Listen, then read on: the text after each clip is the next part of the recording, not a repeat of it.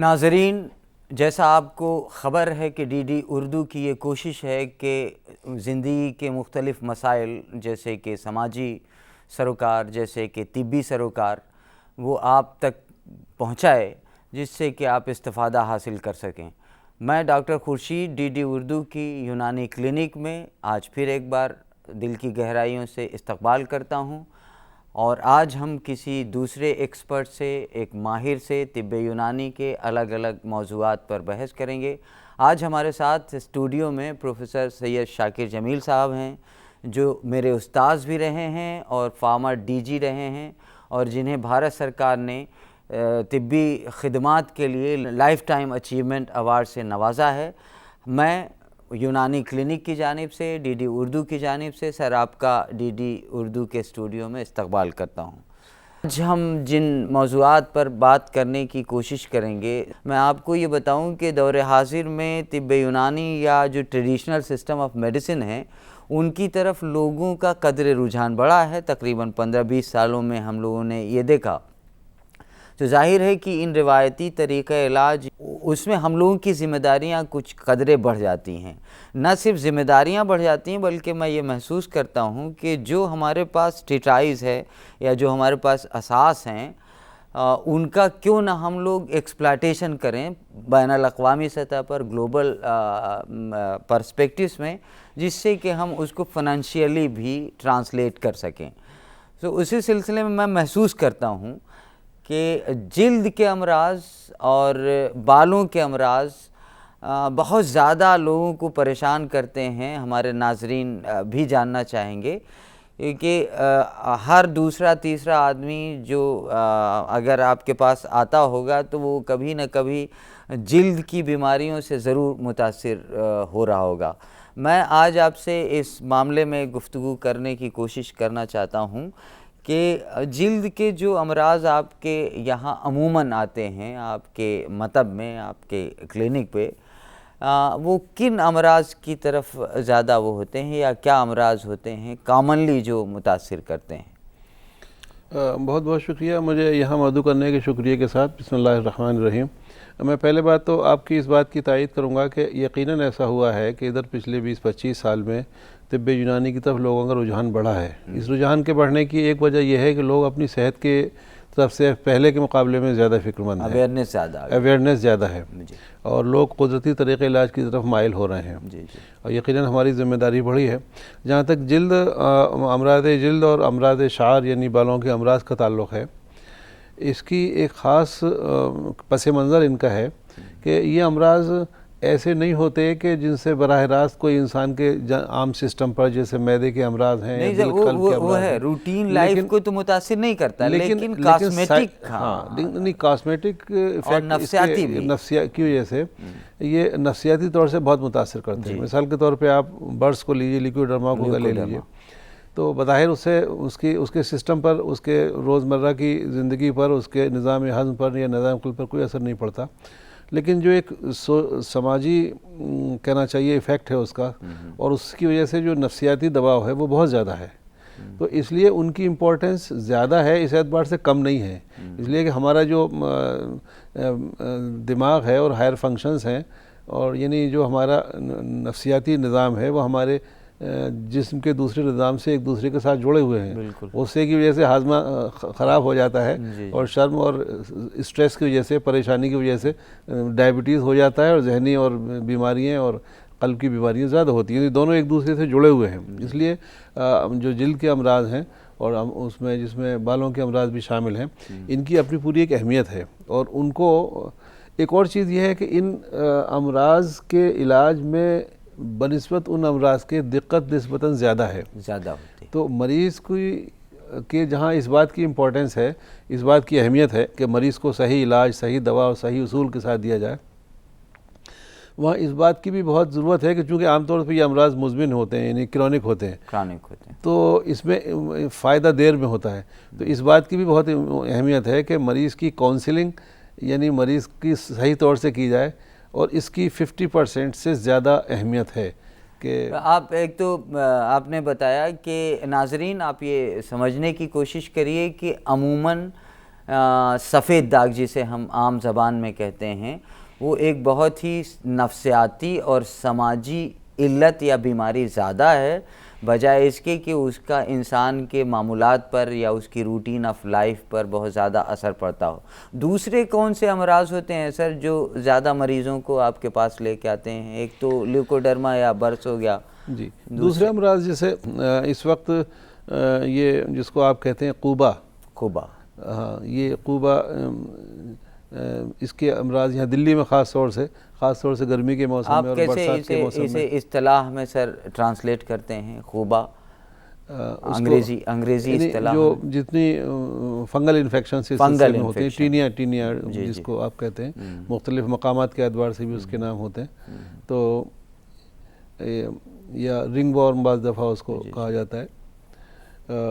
इसी से मुताल्लिक़ एक तीसरा लफ्ज़ है नार फारसी, आप जिसको कहते हैं, तो छाजन जिसको कहते हैं आप, तो वो भी उसके अमराज भी काफ़ी हैं। एक बहुत काफ़ी कसरत उन मरीज़ों की भी है कि जो सिंपली शिरा जिसको कहते हैं, अर्टिकेरिया दिल्ली के अंदर काफ़ी कॉमन है, इसलिए कि एलर्जिक जो वो चीज़ें जिनसे एलर्जी होती है, चाहे वो चीज़ें खाने की चीज़ों में हों या बदन से टच होने वाली दूसरी चीज़ें हों, चूँकि ज़िंदगी के अंदर मसनूइयत बढ़ती जा रही है, तो उसकी वजह से उन चीज़ों के अमराज भी बढ़ते जा रहे हैं और वो भी काफ़ी उसमें उसका ज़्यादा मरीज। एक चीज़ ये है, बालों के गिरने की बहुत से आ रहा है पहले बहुत परेशान करता है आजकल, ख़ास तौर से नौजवानों को देखिए तो वो बहुत ज़्यादा अपना पैसा ज़ाया करते हैं कॉस्मेटिक्स पे, ये जिससे कि उनके बालों की हिफाजत की जा सके, जबकि ये एक बहुत ही तेज़ी से बढ़ने वाला एक मर्ज़ मैं समझ रहा हूँ। अच्छा, इसमें बालों के गिरने के साथ साथ बालों के सफ़ेद होने का भी एक मसला है, लेकिन बड़ा मसला गिरने का है।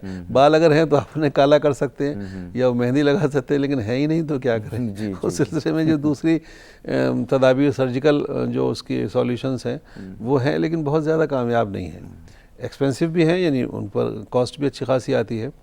तो ये अमराज ख़ास तौर से बालों वाले अमराज बहुत आते हैं। अच्छा, इसमें एक बड़ी लतीफ़े की बात यह है बालों के अमराज के मरीज़ में कि उसके अंदर ख़ुद भी बड़ा सब्र व ज़ब्त होता है।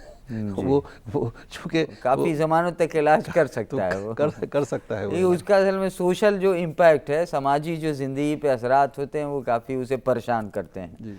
तो बर्स की तफसीलात पे हम सर बाद में आते हैं, पहले हम नाजरीन के सामने ये चाहते हैं कि उनको कुछ इत्तला मिल जाए कि अगर हमारे पास अर्टिकेरिया या जो टीनिया आपने बताया, जो बहुत ही कॉमन है इन दिनों, चूँकि हमारी जो सोशल लाइफ है बहुत ज़्यादा कंजेस्टेड है, बस्तियां हमारी नैरो होती जा रही हैं, मकान में एक ही कमरे में कई लोग रहते हैं, तो भीड़ भाड़ वाले में कंटेजियस जो असरात हैं उनकी वजह से मर्ज़ फैलता है।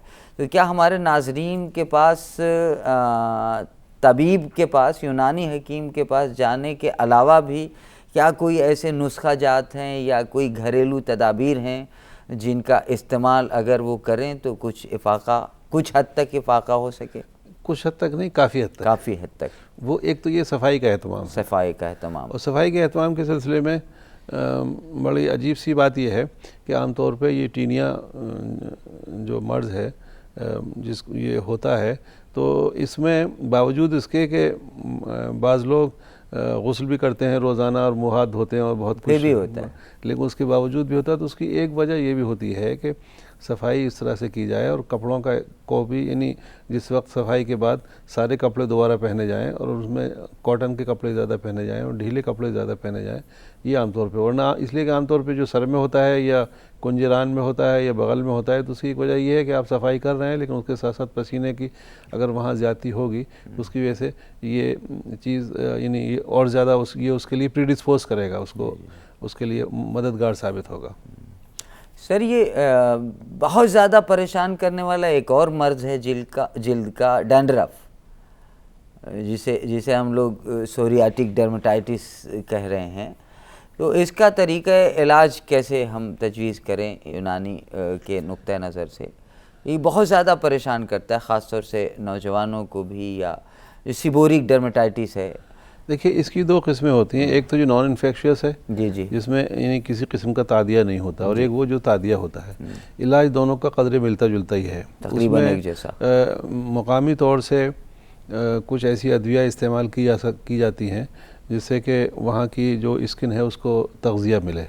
दूसरे ये कि ऐसी अद्विया इस्तेमाल की जाती हैं कि जो वहाँ पर अगर तादिया है यानी इन्फेक्शन है तो उस इन्फेक्शन को किया जाए। तो उसके लिए मुकामी ऐसी अद्विया हैं, ख़ास तौर से अब हमने शैम्पू की शक्ल में, आपने इत्तेफाक से ऐसी चीज़ पर क्वेश्चन किया कि रिसेंटली हमने एक जो यूनानी का एक प्रोडक्ट है उस प्रोडक्ट को शैम्पू में कन्वर्ट किया। अभी वो स्टडी की स्टेज पर है, यानी उस पर वर्क चल रहा है, रिसर्च वर्क उस पर चल रहा है। उस रिसर्च वर्क में जो चीज़ सामने आई है वो ये है कि जिस दवा हमने उस यूनानी प्रोडक्ट को जो पाउडर की शक्ल में था उसको कन्वर्ट किया शैम्पू की शक्ल में। तो इफ़ेक्ट तो पाउडर वाले फॉर्म का भी अच्छा है, हमने जो शैम्पू की शक्ल में उसको कन्वर्ट किया इसमें भी अच्छा है। सिर्फ ये कि उस शैम्पू में उसकी कंप्लाइंस यानी मरीज़ का इस्तेमाल करना उसका आसान है, और मरीज़ की कंप्लाइंस जो है ये बहुत इंपॉर्टेंट है। मरीज़ इस्तेमाल ही नहीं करेगा तो फ़ायदा कैसे होगा? जाहिर है तो तीसरी दवा जो इस सिलसिले में मॉडर्न मेडिसिन में है, जो एक उससे हमने उसको मवाजना किया है कि इसका फ़ायदा ज़्यादा है, इसका फ़ायदा ज़्यादा है। कंपैरेटिव स्टडी की है, तो उसमें कंपैरेटिव स्टडी में ये बात सामने आई कि जो मॉडर्न मेडिसिन है फ़ायदा तो उसका भी है, लेकिन उसके साथ साथ उसके साइड इफ़ेक्ट्स हैं, नुकसान। हमारी दवा का निस्बतन देर से फ़ायदा होता है लेकिन उसके नुकसान यानी साइड इफ़ेक्ट्स नहीं हैं। ये सारी बात जो है ये डैंड्रफ के बारे में हो रही थी, और इसमें हमने उस दवा का 4 हफ्ते से लेकर 6 हफ्ते तक इस्तेमाल से काफ़ी हद तक फ़ायदा उसमें होता है। जो स्केलिंग डर्मेटाइटिस है जिसे हम लोग डैंड्रफ कह रहे हैं, सीबोरिक डर्मेटाइटिस, उससे बाल भी गिरते हैं, तो क्या आप उसकी असल प्रॉब्लम ये है, खाली अगर बाल ना गिरे तो खाली वो भूसी चढ़ती रहे तो उससे कोई ज़्यादा परेशानी नहीं। तो क्या बालों के गिरने में ये है कि अगर आप इसका डैंड्रफ का इस्तेमाल करें, जिसको आप तो डैंड्रफ के इलाज की वजह से बालों का इलाज भी हो जाता है इनडायरेक्टली। मतलब इनडायरेक्टली हम लोग कर तो रहे हैं डैंड्रफ का ट्रीटमेंट, लेकिन बालों का गिरना जो बाल्डिंग है, बल्कि इस सिलसिले में ये बात बड़ी पुरलुत्फ है कि हमने जो रिसर्च अभी जिसका मैंने आपसे तस्करा किया वो डैंड्रफ के लिए शुरू की थी, उसका जो आउटकम है वो ये है कि डैंड्रफ तो होता ही है, बालों पर ज़्यादा इसका असर होता है। ऐसा होता है कि आग लेने को जाएं पैगंबरी मिल जाए। नाजरीन देखिए कि बालों का गिरना और फंगल इन्फेक्शन ये बहुत ही आम से अमराज हैं जो आपको परेशान कर सकते हैं या किसी को भी परेशान कर सकते हैं। मायूसी की ज़रूरत नहीं है, कुदरत ने आपको बहुत सारे ऐसे ख़जाने दे रखे हैं जिनका आप अगर इस्तेमाल ज़रा सा एहतियात से कर लें तो ऐसा नहीं है कि आप इन परेशानियों से आज़ादी ना हासिल कर सकें। लेकिन ये ज़रूरी है कि जब भी आप इस तरह के किसी मर्ज़ में मुब्तला हों तो किसी माहिर तिब के पास ज़रूर जाएं, उनसे रुजू करें और उनके मशवरों के बाद ही कोई इलाज या कोई तरीक़ा इलाज तलाश करें। सर, अब मैं थोड़ा तफसील से ये जानना चाहूँगा, आप फार्मर डायरेक्टर जनरल रहे गवर्नमेंट ऑफ इंडिया की एक तंजीम जो तहकीक बराए यूनानी है, उसमें आपके यहाँ मैं महसूस करता हूँ कि ज़मानों से बर्स पे काफ़ी काम हो रहा है, ल्यूकोडर्मा पे काफ़ी बेहतरीन नताइज हैं। तो आप बहैसियत एक डायरेक्टर जनरल के और एक क्लिनिशियन के और एक एकेडमिशियन के, आप क्या हमारे नाजरीन को ये बताएंगे कि बर्स क्या है, उसकी पेचीदगियाँ क्या हैं और उसके लिए तिब्ब यूनानी में कितनी ज़्यादा फ़ायदे की सूरतें मिल सकती हैं हमें? देखिए, बर्स जिस्म के यानी लौन से मुतालिक यानी रंग से मुतालिक एक मर्ज़ है। हमारे यहाँ इसके असबाब के अंदर सूए मिजाज बलगम यानी बलगम का सूए मिजाज, बलगमी मिजाज का बिगड़ जाना, जिसकी वजह से जिल्द की रंगत, जिल्द के ऊपर सफ़ेद दाग हो जाते हैं, ये उसके सबब है। उसके अलावा जो उसका मेलानिन डिफिशिएंसी वो एक रिमोट कॉज है जो डायरेक्टली उसका कोई इफेक्ट बहुत ज़्यादा नहीं मिलता है। यानी दूसरे अल्फाज में आप ये कह सकते हैं कि जो ल्यूकोडर्मा के पेशेंट्स हैं उनका आप सीरम मेलानिन अगर टेस्ट करें तो मेजॉरिटी ऑफ केस ऐसी होती है कि उनकी सीरम मेलानिन नॉर्मल होती है। यहीं पे एक और मुदाखलत करूँगा, हर सफ़ेद दाग बर्स हो सकता है या सफ़ेद दाग किसी और मर्ज़ की वजह से हो सकता है? जो किसी और मर्ज की वजह से होता है वो क्रॉनिक इतना नहीं होता। अच्छा, देखिए सफ़ेद दाग तो बर्न्स के यानी जलने के नतीजे में भी हो सकता है, जी जी जी। सफ़ेद दाग किसी ट्रॉमा के नतीजे में भी हो सकता है। लेकिन आमतौर पे जिसको हम बर्स कहते हैं वो बर्स है कि जो जिस्म की रंगत बगैर उसका कॉज एज सच इडियोपैथिक है, यानी हम ये नहीं कह सकते कि जो फाइनल कॉज इसका ये है। यूनानी नुक्ते नज़र से ये उन लोगों में होता है जिनके मिजाज के अंदर बलगमियत का गलबा होता है और सूए मिजाज उनका की वजह से उनको ये होता है। मैं इसलिए ये सवाल कर रहा हूँ सर कि जुज़ाम में या लेप्रोसी में भी वाइट पैच आता है बॉडी पे, और ल्यूकोडर्मा में भी वाइट पैच आ रहा है। तो हमारे नाजरीन को ये जानना ज़रूरी मुझे लगता है कि नहीं, बहुत आपने सही वो किया। जुज़ाम असल में मुतादी मर्ज है जी, इन्फेक्शियस है। नहीं तो अगर हम मान लीजिए कि किसी मरीज को जुज़ाम में सफ़ेद पैच बहुत कम आता है, अच्छा, शाज़ो नादिर। लेकिन ये बड़ी अच्छी बात है कि जो बर्स है ल्यूकोडर्मा है ये इन्फेक्शियस है ही नहीं सिरे से। ये भी एक सोशल स्टिग्मा है, समाजी तौर से इसका ये मामला है कि बर्स के मरीज से लोग थोड़ा सा दूर रहते हैं। हालांकि मैं अपने मरीज़ों, मेरे पास जब मरीज़ आते हैं उनके मरीज़ हो जो सफ़ेद दाग पर मैं अपना हाथ यूं करके लगाता हूं, उसका हाथ पकड़ता हूं, उससे मरीज़ को बड़ा तसल्ली मिलती है। लेकिन जो मेरे स्टूडेंट्स हैं वो शायद उनको भी ये फील होता है कि इसको बर्स के मरीज़ को छूने से ये मर्ज हमें लग जाएगा। हालांकि बिल्कुल तहकीक से ये बात साबित हो गई है कि ये कंटेजियस नहीं है। बर्स के मरीज़ को दूसरे मरीज़ को छूने से कोई फ़र्क नहीं पड़ता। अच्छा, ये मौरूसी तो हो, मौरूसी के बारे में भी यह है कि ऐसा सच मौरूसी नहीं है। लेकिन कुछ हिस्ट्रीज ऐसी मिलती हैं जिसमें ये लगता है कि शायद इसका कुछ मौरूसी यानी विरासत से इसका कुछ ताल्लुक़ हो, बाप से बेटे को मुंतकिल होता हो, लेकिन बहुत कम ये भी है। तो ऐसा सच न तो ये मुतअद्दी है यानी इन्फेक्शियस नहीं है, न ये हेरिडिटरी है। हेरिडिटरी के बारे में कहा जा सकता है कि इन कुछ केसेस के अंदर हेरिडिटरी उसका परसेंटेज बहुत कम हो सकता है, बहुत कम। जेनेटिक ताल्लुक हो सकता है, लेकिन बड़ी अजीब बात ये हेरिडिटरी की बात को मैं खास तौर से इसलिए बार बार इस बात को कह रहा हूँ कि इसका बहुत ज़्यादा ताल्लुक क्या बल्कि बहुत ना के बराबर ताल्लुक है। कई दफ़ा ये होता है कि मैं सोशल एस्पेक्ट की बात कर रहा हूँ कि एक फैमिली के अंदर किसी को ल्यूकोडर्मा है, अब लोग ये कहते हैं कि उस फैमिली के अंदर उस खानदान में रिश्ता इसलिए नहीं करना चाहिए कि इनके वालिद साहब, समाजी बुराई तो है सर। हालांकि इसका न ये कंटेजियस है, न ये छू के लगता है, न विरासत से लगता है। नाजरीन, ये बात आप हमारे माहिर प्रोफेसर शाकिर जमील साहब से सुन रहे हैं, और इनका 40 सालाना तजर्बा है न समाजी ज़िंदगी बल्कि तबाबत में भी। वो आपको ये बता रहे हैं कि बर्स न तो छू के फैलने वाला मर्ज़ है और न इसका किसी जेनेटिक डिसऑर्डर से या एक शख्स से दूसरे शख्स में जाने से, माँ को है तो बेटे को हो जाएगा, माँ को है बेटी को हो जाएगा, इससे कोई रिश्ता नहीं है। सो जिसकी वजह से बहुत सारी ज़िंदगियाँ इस समाजी बुराई की वजह से ज़्यादा परेशान करती रही हैं। सो आप कोशिश करिए कि बर्स के मरीज़ों के साथ इस तरह की छुआछूत या भेदभाव का इजहार न करें।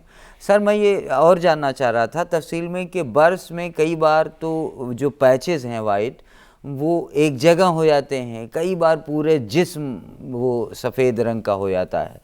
तो इनमें से किन सूरतों में तिब्ब यूनानी और कितना फ़ायदा कर सकती है? देखिए, बर्स का क्लासिफिकेशन उसकी दर्जेबंदी मुख्तलिफ एतबार से की गई है जी। मेरे ख्याल से नाजरीन के नुक्ते से उस क्लासिफिकेशन की तफसील में जाना तो मुनासिब नहीं है।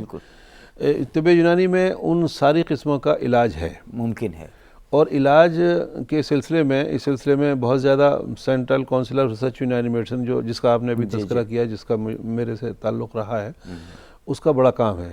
बल्कि ये कहा जा सकता है कि मरकज़ी जो हमारी CCRUM है, जो मरकज़ी बॉडी है यूनानी में तहक़ीक़ की, वो इसके लिए जानी जाती है। हैदराबाद में उनको आपको सुन के ताज्जुब भी होगा और ख़ुशी भी होगी कि हैदराबाद के उनके हॉस्पिटल के अंदर न सिर्फ हिंदुस्तान की मुख्तलिफ़ रियासतों के बल्कि गैर मुल्कों के मरीज़ भी उनके हॉस्पिटल में एडमिट रहते हैं और काफ़ी लंबे अरसे तक एडमिट रहते हैं। उन्होंने इस सिलसिले के मुख्तलिफ़ अक़साम के ऊपर अलग अलग तजर्बात भी किए हैं, रिसर्च उस पर भी किया है।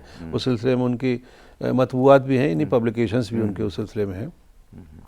लेकिन वो सारी अक़साम जो हैं उनका जो जिसको कहते हैं कि इलाज कदरे मिलता जुलता ही है, यानी हम कुछ दवाएं खाने के लिए देते हैं और कुछ दवाएं लगाने के लिए देते हैं, और उन तकरीबन उन सारी किस्मों में कमोबेश उनको सन एक्सपोज करते हैं। किसी किसी में ऐसा भी है कि सन एक्सपोज नहीं करते उसको, लेकिन ज़्यादातर जो उसके हमारे नुस्खे जात हैं उनमें सन को एक्सपोज करने के लिए कहते हैं, इसलिए कि सूरज की किरणों के साथ उस दवा का असर जो है और उसका जो इफ़ेक्ट स्किन के ऊपर आता है, एब्जॉर्प्शन है उसका बहुत ज़्यादा बढ़ जाता है। अच्छा, इसमें जो प्रोग्रेस है मरीज़ की पेशरफ्त है वो अलग अलग मरीज़ों में अलग अलग होती है। किसी के अंदर चंद हफ्ते के बल्कि चंद महीने के इलाज से ही सफ़ेद की जगह रेड पैच आ जाता है, लेकिन किसी के ऊपर ये भी होता है कि उसमें के इलाज में महीने लग जाते हैं। कभी कभी ऐसा होता है कि एक दफ़ा पैच आ गया, यानी स्किन के कलर के एतबार से आ गया वो, लेकिन दोबारा से फिर बढ़ने लग जाता है। तो ये जिसको कहते हैं कि फ्लक्चुएशंस भी रहते हैं, उसमें एक्सजर्बेशंस भी होते हैं और फ्लक्चुएशंस भी होते हैं। सो नाजरीन, जैसा अभी सर ने बताया कि हैदराबाद में गवर्नमेंट ऑफ इंडिया का एक यूनिट है जो यूनानी दुनिया में तहकीक में शामिल है। वहाँ पर बर्स के मरीज़ों का कुल्ली इलाज करने का एक बहुत बड़ा सेटअप है, जहाँ पे कसीर तादाद मरीज़ों की है।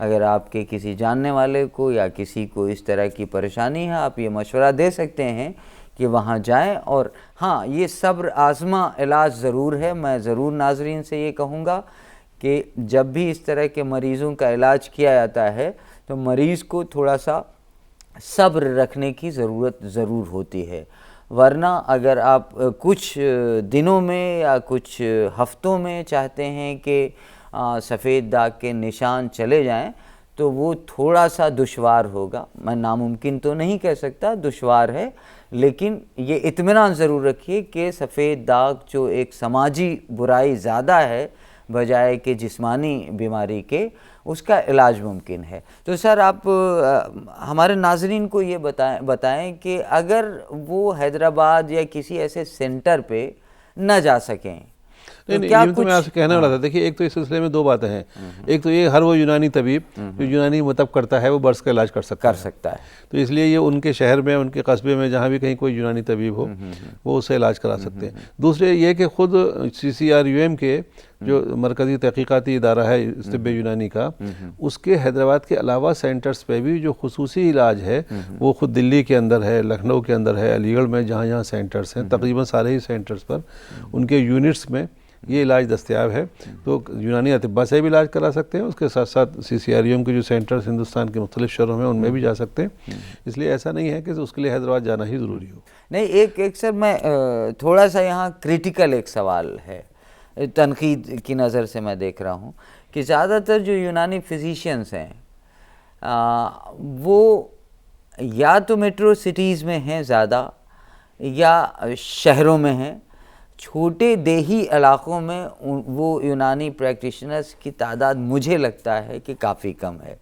तो ऐसी जगहों पर जो हमारा मरीज़ है, क्या कुछ उसके पास ऐसे रिसोर्सेज हैं, वसाइल हैं या ऐसी अद्वियात उसके आसपास हैं जिनका वो इस्तेमाल कर सके, या अगर वो इस्तेमाल करे तो उससे इलाज में कुछ फ़ायदा हासिल करे? देखिए, आपका मुशाहिदा किसी हद तक ठीक है, लेकिन ये सूरत हाल अब तब्दील हो रही है, बदल रही है। एक बात तो ये। दूसरी बात ये है कि ज़रूरत ईजाद की माँ है। जी। पहले ज़रूरत पैदा होती है, बाद में उसका सॉल्यूशन होता है, बाद में उसका हल होता है। तो जो छोटे कस्बात हैं उसके अंदर भी अब ये हो रहा है कि जो हमारे वो अतिब्बा जो यूनानी में प्रैक्टिस नहीं करते थे, अब आहिस्ता आहिस्ता यूनानी प्रैक्टिस की तरफ आ रहे हैं। तीसरी चीज़ ये है कि इसी सिलसिले की कि ये इसमें मरीज़ को ये ज़रूरी नहीं है कि वो करीब के शहर में या करीब के किसी तबीब से रब्ता कायम करे। तो उसको ऐसा नहीं है कि उसको हर हफ्ते उसको दिखाना ज़रूरी है। मिसाल के तौर पर दिल्ली के क़ुर्ब जवार में, यूपी में लखनऊ है, अलीगढ़ हैं, आसपास के जो जितने अज़ला हैं उनमें किसी एक तबीब से रुजू कर लिया जाए और उसको 1 महीने में एक बार भी दिखाया जा सकता है, उसको 2 महीने में एक बार भी दिखाया जा सकता है। चूँकि लंबा चलने वाला इलाज है तो इसलिए ज़रूर नहीं कि वो मेरे घर के बिल्कुल ही करीब हो तभी मैं कर सकता हूँ। उसमें लंबे अरसे के उन अतिब्बा से जो क़ुर्ब जवार के शहरों में उनसे रुजू किया जा सकता है और इलाज कराया जा सकता है।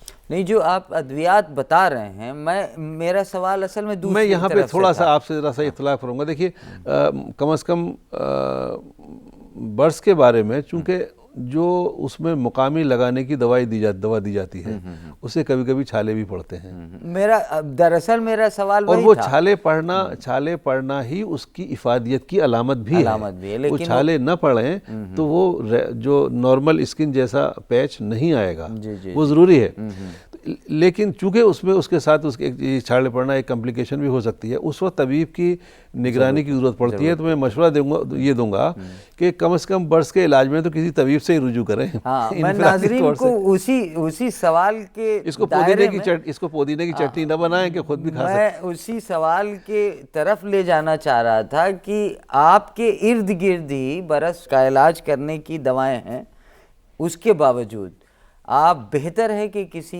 तबीब की निगरानी में रहें। जो भी बर्स के इलाज में अद्वियात शरीक हैं वो आपके आसपास पाई जाती हैं, उनका तस्करा मैं यहाँ नहीं करूँगा। लेकिन अगर किसी को बर्स या ल्यूकोडर्मा से कोई परेशानी है और वो इलाज करना चाहता है तो एक तो वो सब्र रखे और किसी यूनानी तबीब या वैद्य से रुजू करे, क्योंकि इलाज मुमकिन है। थोड़ा वक्त लगेगा लेकिन यकीन जानिए आपको इससे इफाका होगा। सो नाजरीन, आज हम अपने माहिर प्रोफेसर सैयद शाकिर जमील साहब की गुफ्तगू से इस्तिफ़ादा हासिल कर रहे थे, जिन्होंने हमें जिल्द के मुख्तलिफ़ अमराज खुसूसन बिलखुसूस बर्स या ल्यूकोडर्मा सफ़ेद दाग जिसे हम लोग कहते हैं, दूसरा है कि डैंड्रफ या सिबोरिक डर्मेटाइटिस या बालों के गिरने पर अपनी तजर्बात की रोशनी में हमें बहुत सारी मालूमात फराहम कर रहे थे। और डीडी उर्दू की जानिब से मैं प्रोफेसर सैयद शाकिर जमील साहब का, जो हमारे उस्ताद भी हैं, बहुत ही सीनियर प्रोफेसर हैं जामिया हमदर्द में, मैं डीडी उर्दू की जानिब से सर एक बार फिर आपका दिल की गहराइयों से शुक्रिया अदा करता हूं कि आपने वक्त हमारे लिए निकाला। और नाजरीन, इसी के साथ मैं डीडी उर्दू की जानिब से आपसे विदा चाहता हूं, इस उम्मीद के साथ कि अगले एपिसोड में हम किसी और माहिर यूनानी तिब से किसी और मौजू पर बहस करेंगे, बातचीत करेंगे, जिससे कि आप यूनानी तरीक़े इलाज को एक साइंटिफिक पैराए में ज़रूर देख पाएँ और जहाँ जिस तिब की ज़रूरत हो उससे इस्तिफ़ादा हासिल कर लें। आदाब और बेहद शुक्रिया। Thank you very much.